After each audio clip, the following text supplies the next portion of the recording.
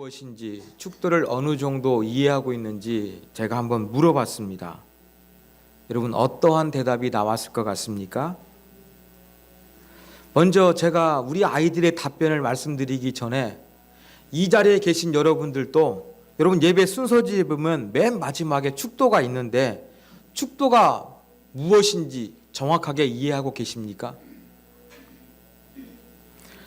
아마 축도가 무엇인지 그냥 정확하게 이해하지 못하고 그 예배 순서를 그냥 이렇게 지나가시는, 그리고 이제 예배 끝이 나니까 이제 밥 먹고 집에 가도 되겠네, 이렇게 생각하실지도 모르겠습니다. 우리 아이들한테 물어보니까 대부분이 그냥 예배 정확히 모르고 예배 맨 마지막 순서로 그냥 알고 있더라고요. 우리 막내가 축복기도 너 어떻게 알았어? 그러니까 그냥 찍었는데 그냥 그렇게 이야기하더라고요. 예, 그렇습니다. 축도는 무엇일까요? 축복기도의 줄임말입니다. 축도는 축복기도의 줄임말이다, 그렇게 이해하시면 되겠습니다. 공동체 예배를 마치고 돌아가는 이 회중들을 향하여 세상으로 파송하는 이 성도들을 향하여 축복하는 기도인 것입니다. 예배 때 거룩한 마음으로 하나님을 예배하는 것처럼, 하나님의 은혜를 경험하는 것처럼 일상이 그렇게 하나님과 더불어 하나님의 은혜 안에서 살 수 있도록 복을 비는 것이 바로 축도인 것입니다. 그런데 이 축도는 현대 교회에서 아무나 할 수 없습니다. 바로 안수받은 목사만이 할 수 있습니다. 전도사나 강도사, 또 다른 교단에서는 중목이라고 하는데 축도권이 없습니다. 그래서 목사 안수를 받으면 예배 때 처음으로 축도하는 것을 그렇게 할 수 있도록 배려하는 그러한 문화가 교회 안에 있는 것입니다. 그런데 우리가 예배 가운데 맨 마지막에 행하는 이 축복 기도, 어떠한 내용입니까? 신약의 서신서에 근거하고 있습니다. 바로 고린도후서 맨 마지막 절이에요. 주 예수 그리스도의 은혜와 하나님의 사랑과 성령의 교통하심이 너희 무리와 함께 있을지어다. 여기 삼위 하나님이 등장하지요. 예수 그리스도, 성부 하나님, 성령님의 교통하심, 삼위 하나님이 등장합니다. 예수 그리스도의 은혜, 하나님의 사랑, 성령의 교통하심, 이것은 사귐, 또 친교, 그러니까 성령께서 우리 안에 내주하시는데 우리와 친교하시고 교제하시는 것을 이제 축복하는 내용입니다. 이렇게 삼위 하나님의 어떠한 것이 너희 무리와 함께 있을지어다.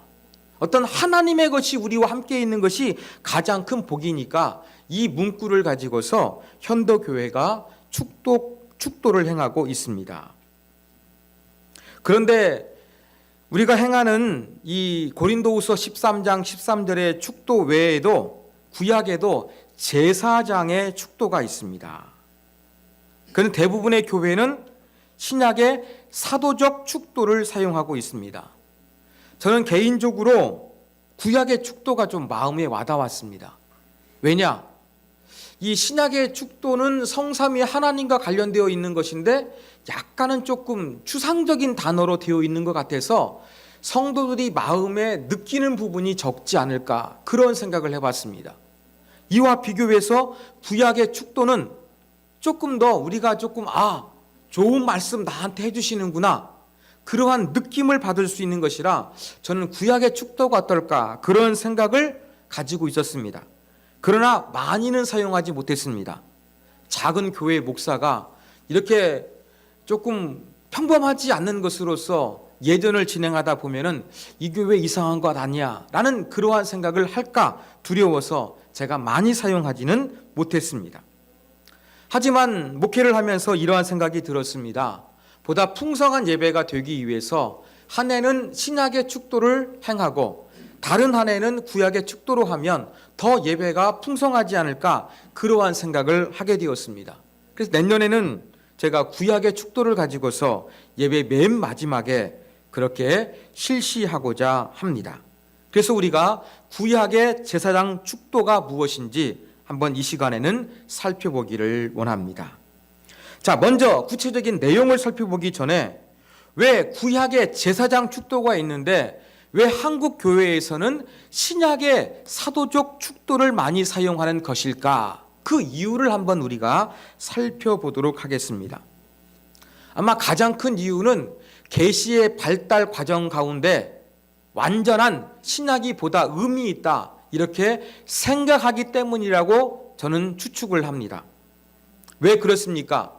흔히 구약을 예고편이다, 그림자다 이야기합니다. 바로 구약은 예수 그리스도의 오심을 안내해 주는 것이거든요. 그리고 실제 예수 그리스도가 오셨다는 이 본방과 같은 것, 이것이 바로 신약이라고 할 수 있습니다. 그래서 많은 사람들이 구약보다는 신약에 정점을 찍고 신약을 소중히 여기는 그러한 마음을 가지고 있습니다. 그래서 신약을 소중히 여기는 것은 우리 그리스도인에게 매우 당연한 것입니다. 그러나 축도에서만큼은 꼭 그렇지만은 않은 것 같습니다. 왜 그러느냐? 그 이유를 제가 몇 가지 말씀드리도록 하겠습니다. 자, 첫 번째 이유는 신약의 서신서의 축도는 사도 바울이 편지를 받는 사람들에게 인사말처럼 기도문으로 행한 것이었어요. 그렇지만 구약의 축도는 하나님께서 직접 명령하신 거였습니다. 23절에 보면 하나님께서 이렇게 말씀하셨습니다. 너희는 이스라엘 자손을 위하여 이렇게 축복하여 이르되, 하나님께서 모세를 통하여 제사장인 아론과 그의 후손들이 이스라엘 자손들을 구체적으로 이렇게 축복하라 하나님께서 가르쳐 주신 축복 지도문이기 때문에 구약의 축복을 우리가 무시할 수가 없다는 것입니다. 또한 하나님께서 직접 명령하신 것 외에 두 번째로 우리는 교회 역사를 통해서도 이 구약의 제사장 축도가 중요하다는 것을 알 수가 있습니다. 여러분 종교개혁자 이름 알고 계시죠? 예, 루터와 칼빈이 유명합니다. 이 종교개혁자 루터와 칼빈도 이 카톨릭으로부터 예배를 개혁하면서 어떻게 했느냐? 축도를 했습니다. 그런데 우리가 사용하고 있는 사도적 축도가 아니라 바로 민수기에 기록된 제사장의 축도를 가지고서 예배 때 사용했던 것입니다. 그리고 이러한 종교개혁의 정통이 독일 교회에는 지금도 남아 있습니다. 그 독일 교회를 가게 되면 독일 교회에서 행해지는 축도는 신약의 사도적 축도가 아니라 구약의 제사장 축도를 가지고서 예배를 마무리하고 있습니다. 이렇게 종교개혁뿐만 아니라 고대 이스라엘 백성들 역사 가운데도 제사장의 축도는 매우 중요했습니다. 여러분 1986년도 흰놈 골짜기에서 조그마한 가죽 장식장이 발견이 됐습니다. 그 유물을 측정해 보니까 7세기 말이나 6세기 초의 물건으로 추정이 됩니다. 그런데 이 가죽 장식 안에는 두 개의 은 두루마리가 있었습니다. 은 두루마리 안에는 글씨가 새겨져 있었어요. 그 글씨에 새겨진 내용이 바로 무엇이었느냐? 오늘 우리가 본문으로 살펴보고 있는 민수기 6장의 제사장 축도하고 아주 흡사했습니다. 그런데 이 가죽 장식은 그냥 어떤 박물관에만 고이 모셔둔 물건이 아니라 사람들이 가지고 다니는 그러한 휴대용 물건이었습니다. 여러분 우리나라 사람들이 부적을 붙이지 않습니까? 부적을 가지고 다니는 사람도 있는 것처럼 마치 이스라엘 백성들도 이 제사장의 축복문을 어떤 그 가죽 장식 안에 가지고 다니는 문화가 있었습니다. 그러면 이 제사장의 축복문을 가지고 다녔다는 것은 무엇을 의미하겠습니까? 아주 소중하게 여겼음을 알 수가 있는 것입니다. 그렇다고 한다 그러면 이 종교개혁자 루터와 칼빈이 제사장의 축도를 사용했고 독일 교회가 그 전통을 이어받아 사용하고 있고 또 이스라엘 백성들도 삶 속에서 제사장의 축도를 소중히 여겨서 몸에 지니고 다니는 풍습을 우리가 살펴봤습니다. 이러한 근거를 볼 때 구약의 제사장 축도는 얼마나 중요하게 교회가 여겼는가 분명히 알 수가 있는 것입니다. 그래서 저는 한 해는 구약의 축도로, 한 해는 신약의 축도로 그렇게 예전을 진행하고자 합니다. 자, 이제 본격적으로 구약의 축도를 우리가 조금 더 살펴보도록 하겠습니다. 제사장 축도는 일정한 형식을 가지고 있습니다. 간단합니다. 3행으로 기록되어져 있습니다. 그런데 이 세 개의 행의 주어는 모두 누구냐? 여호와입니다. 즉 복을 주시는 주체가 누굽니까? 하나님이시라는 것입니다. 그리고 여기에는 각각 2개의 동사가 사용되어져 있습니다. 이 동사들을 한번 분석해 보면 이러한 내용입니다. 복 주신다, 얼굴을 비추신다, 얼굴을 드신다, 이러한 동사가 있고 동시에 또 지키신다, 은혜를 베푸신다, 평강 주신다라는 구절이 있습니다. 바로 위아래 2개씩 3행 가운데 사용되어 있습니다. 그런데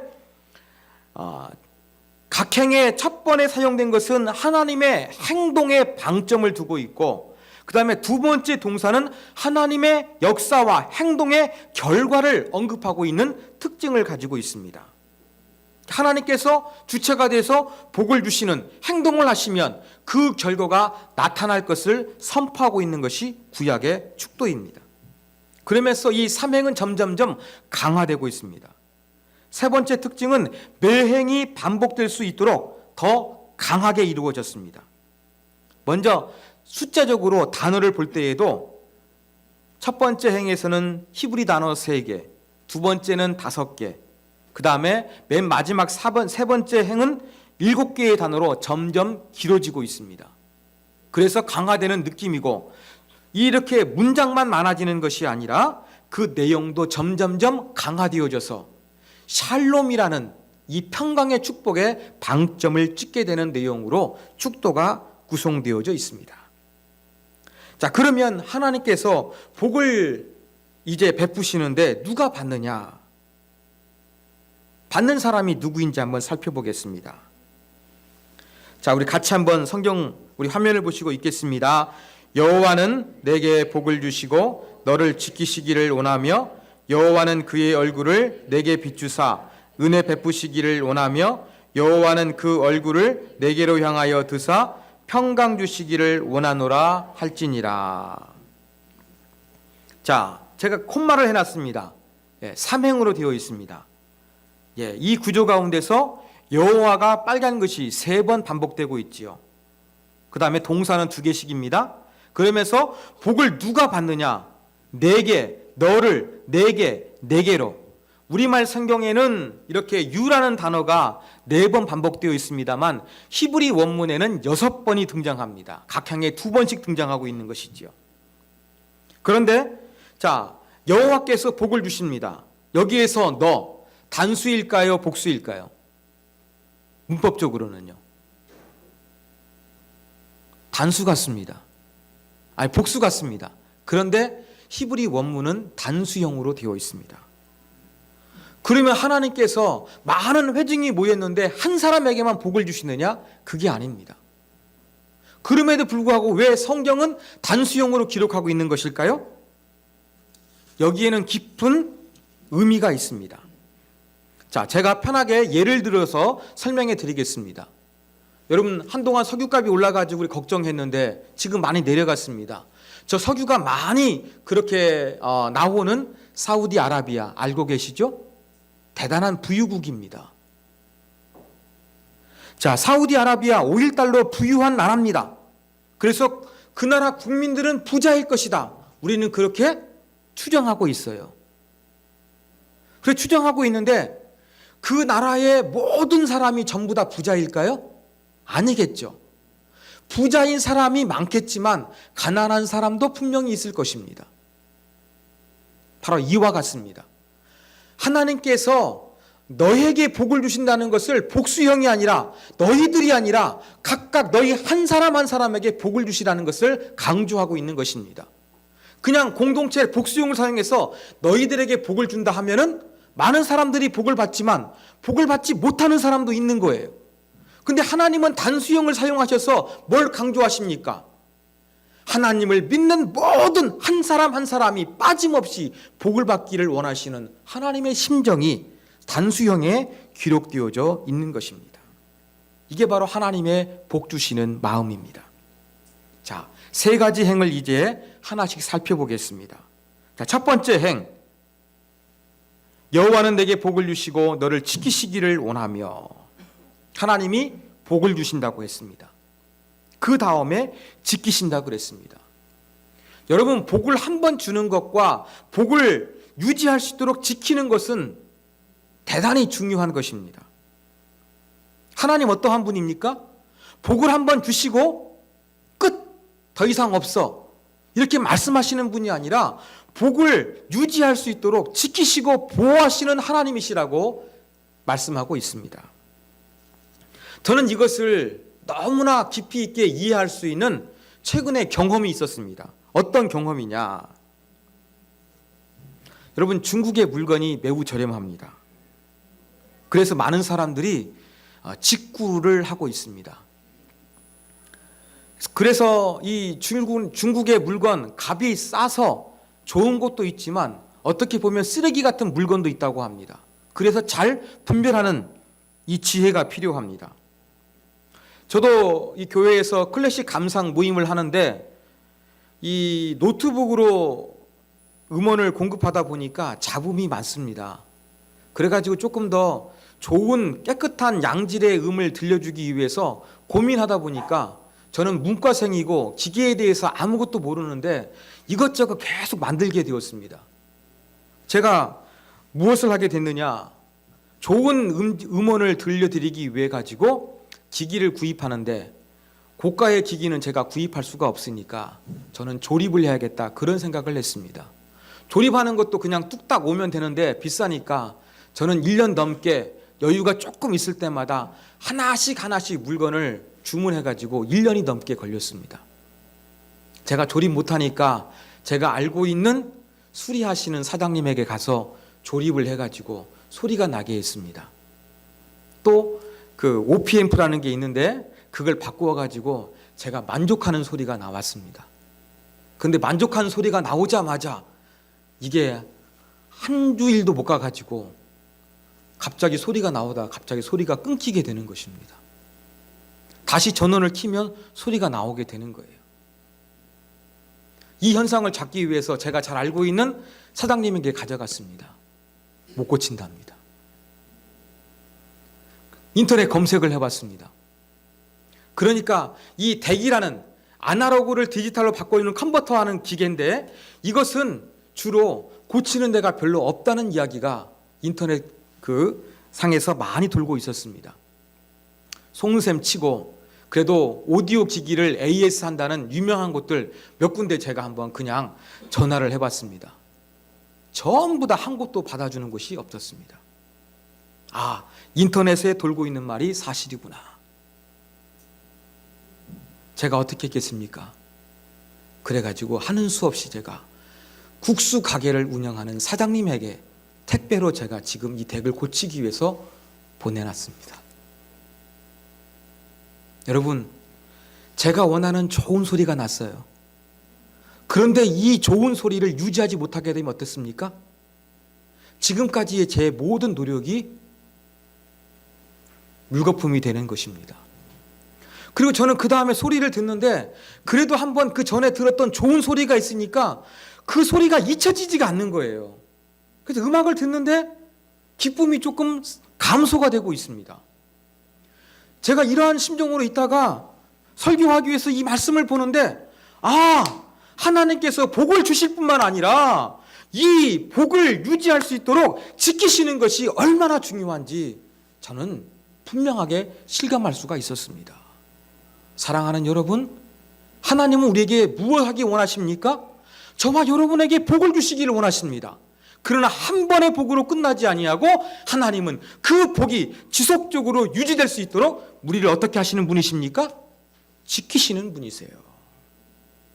하나님은 이러한 분으로서 이스라엘 백성들에게 선포되기를 원하신 것이었습니다. 두 번째 행입니다.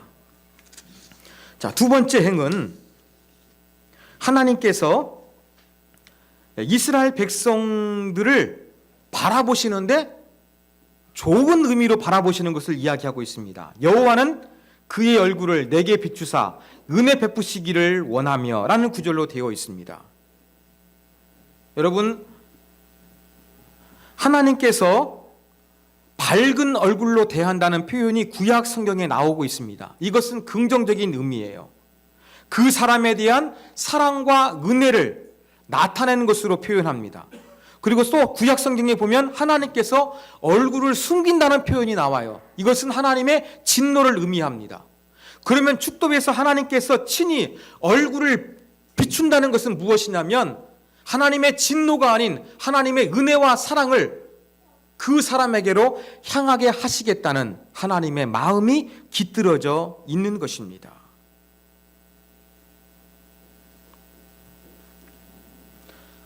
얼굴을 바라보는 것, 친밀한 사회가 아니면은 불가능합니다. 얼굴을 바라보는 것은 친밀한 것이 있어야 이루어집니다. 여러분, 처음 만났는데 계속 얼굴 마주 보십시오. 어떻습니까? 나한테 불만 있나 하면서 내 얼굴을 바라보는 사람, 친밀함이 없으면 화가 납니다. 공격적으로 바뀌게 됩니다. 그러나 친밀한 관계에서 얼굴을 바라보는 것은 사랑의 표현입니다. 바로 하나님께서 사랑의 표현으로서 이스라엘 백성들에게 얼굴을 향하여 비추신다고 표현하고 있는 것입니다. 여러분, 고대 근동의 문헌에서도 신들이 인간에게 얼굴을 비추는 것은 개인이나 국가에게 선물을 주거나 자비를 베푼다는 의미가 있었습니다. 성경에서도 동일합니다. 하나님이 얼굴을 비추시는 것은 복을 주시겠다는 긍정적인 의미가 있습니다. 마치 태양처럼 하나님께서 이스라엘 백성들을 환하게 비춰주실 것을, 호의를 베풀어 주실 것을 말씀하여 주신 것이 두 번째 문장의 행입니다. 자, 마지막 세 번째 문장입니다. 마지막 세 번째 문장도 여호와는 그 얼굴을 내게로 향하여 드사 평강 주시기를 원하노라, 이러한 구조로 되어 있습니다. 자, 두 번째, 세 번째가 조금 비슷합니다만 조금 다릅니다. 자, 하나님께서 얼굴을 내게 비추사, 여호와는 그 얼굴을 내게로 향하여 드사, 어느 게 더 능동적입니까? 그냥 얼굴을 비추는 것은 하나님의 얼굴이 그냥 비춰지는 거예요. 그렇지만 얼굴을 내게로 향하여 드사하는 것은 의도적이에요. 의도적이고 보다 능동적인 표현으로 우리가 이해할 수가 있는 것입니다. 하나님께서 얼굴을 누군가에게 향하신다는 것은 그와 함께 하신다는 임재의 상징이었습니다. 그래서 여러분, 창세기 4장에 보면 가인과 아벨의 이야기가 나오는데 이러한 구절이 있습니다. 가인과 그의 재물은 받지 아니하신지라. 그런데 히브리 원문으로 보면은 어떻게 되어 있느냐? 가인과 그의 재물은 보지 아니하신지라. 이렇게 번역할 수가 있어요. 하나님이 가인을 보지 않으시고 가인의 재물을 바라보지 아니하셨대요. 그리고 원문에서 아벨의 제사를 받으셨다는 것은 아벨과 아벨의 제사를 바라보셨다는 것이 원문의 표현입니다.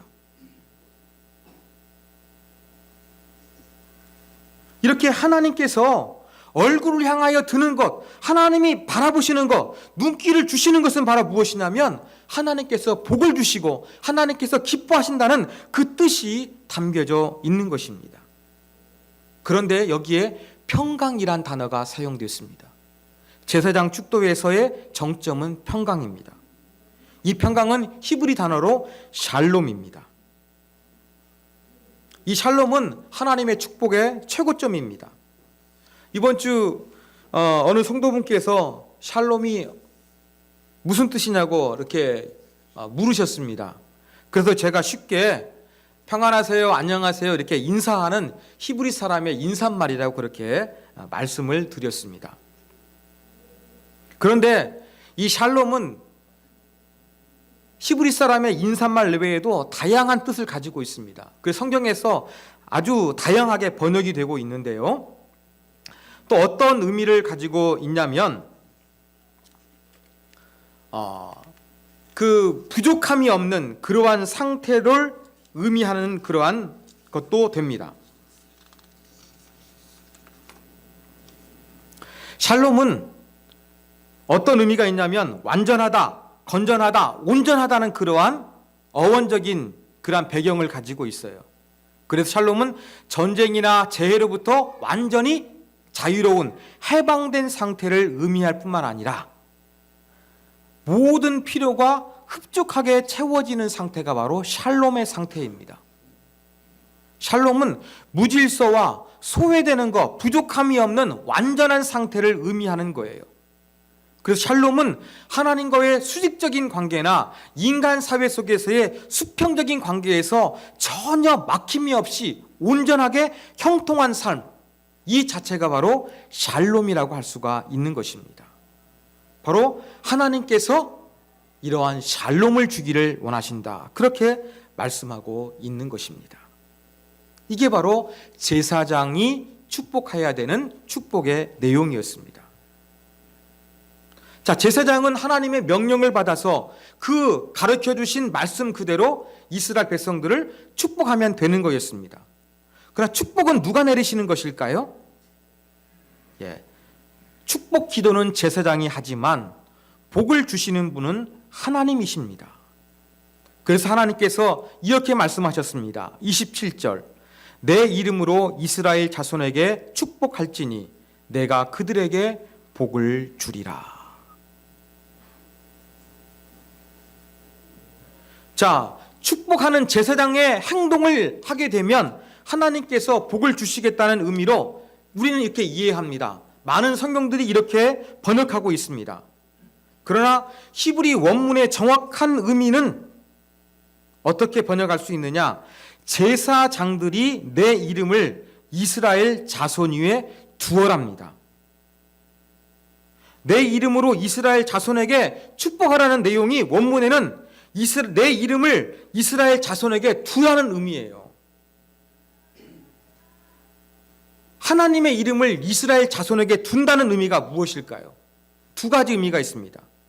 바로 첫 번째 의미는 바로 무엇이냐면 하나님의 이름을 마음껏 사용해서 이스라엘 백성들을 축복하라는 하나님의 마음이 담겨져 있습니다. 자, 여러분 십계명 아시죠? 십계명 가운데 3계명이 있습니다. 어떤 내용인지 아십니까? 여호와의 이름을 망명되이 부르지 말라고 하나님께서 명령하셨습니다. 하나님의 거룩한 이름을 함부로 사용하지 말라고 하나님께서 경고해 주셨어요. 그런데 축도할 때만큼은 하나님이 어떻게 하길 원하십니까? 하나님의 여호와의 이름을 사용해서 축복하기를 원하시는 거예요. 하나님의 말씀대로 이스라엘 백성들은 하나님의 이름을 망령되이 부르지 않기 위해서 매우 조심했습니다. 그래서 성경을 읽거나 쓰다가 여호와라는 하나님의 이름이 나오게 되면 쓰던 펜을 바꾸고 또 읽을 때에도 이것을 그대로 발음하지 않고 아도나이, 나의 주라고 그렇게 다른 단어로 하나님의 이름을 망령되이 일컫지 않기 위해서 조심했습니다. 그런데 이스라엘 백성들도 하나님의 말씀대로 제사장이 축도를 행할 때에는, 축복 기도를 행할 때에는 여호와란 이름을 사용했습니다.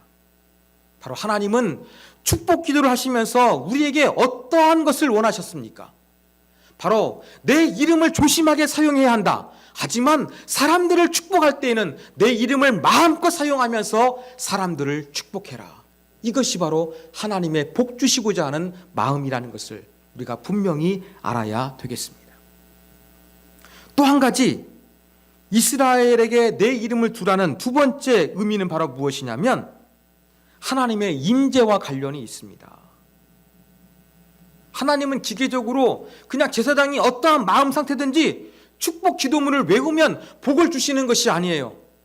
하나님 뭐라고 말씀하셨습니까? 내 이름을 이스라엘 위에 두라는 거예요. 아까 우리 찬양하지 않았습니까? 임재라는 찬양. 오직 이곳에 주의 이름만 있습니다. 하나님의 이름이 있는 것이 무엇입니까? 하나님의 임하신 거예요. 내 이름을 이스라엘에게 두라는 이야기는 내가 이스라엘 백성들 가운데 임재하도록 하라는 것입니다.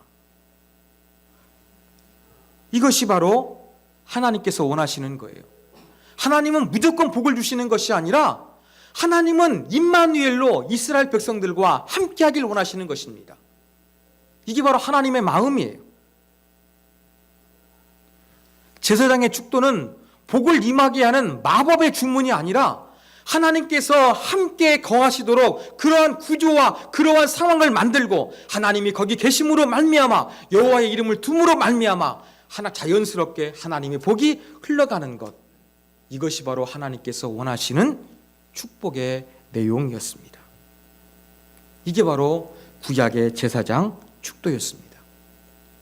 사랑하는 여러분, 저는 이 시간 잠시 오늘 축도에 대해서 말씀을 드렸습니다. 예배 순서 가운데 맨 마지막에 행하는 축도에 대해서 말씀을 드렸습니다. 축도가 어떤 말인지 또 무엇을 가지고 사용하는지 말씀을 드렸습니다. 구약과 신약의 근거에서 사람들은 축도를 받고 세상으로 나아가는 것입니다. 그런데 특별히 이 구약의 축도는 하나님의 마음이, 복 주시고자 하는 하나님의 마음이 깊이 있게 담겨져 있다는 것을 저와 여러분이 기억하셨으면 좋겠습니다. 하나님은 망령되이 내 이름을 사용하지 말라고 경고하시면서도 축복할 때만큼은 마음껏 하나님의 이름으로 복을 선포하도록 말씀하셨습니다. 하나님은 복을 주시는 기계가 아니라 어떠한 분이를 원하셨습니까? 그들과 함께 거하기를 원하시는 하나님의 마음이 있다는 것을 우리가 기억해야 되겠습니다.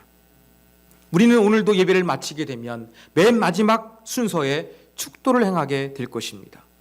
여러분, 축도할 때마다 어떤 생각을 드십니까? 드디어 오늘 예배 끝났네. 오늘 왜 이렇게 예배가 길어? 아유, 이제 해방이다. 밥 먹어야지, 집에 가야지. 이렇게 생각하실 분이 모르겠어요. 이것은 축도를 전적으로 오해하는 것입니다. 여러분, 집에서 집을 나가는 남편이나 아내나 자녀들에게 어떻게 이야기합니까? 잘 다녀오라고 합니다. 조심하라고 합니다. 잔소리 같지만 여기에는 뭐가 담겨 있습니까? 관심과 애정과 사랑이 담겨 있는 것입니다. 여러분, 축도는 이와 같은 것입니다. 하나님의 마음이 담겨져 있는 것입니다.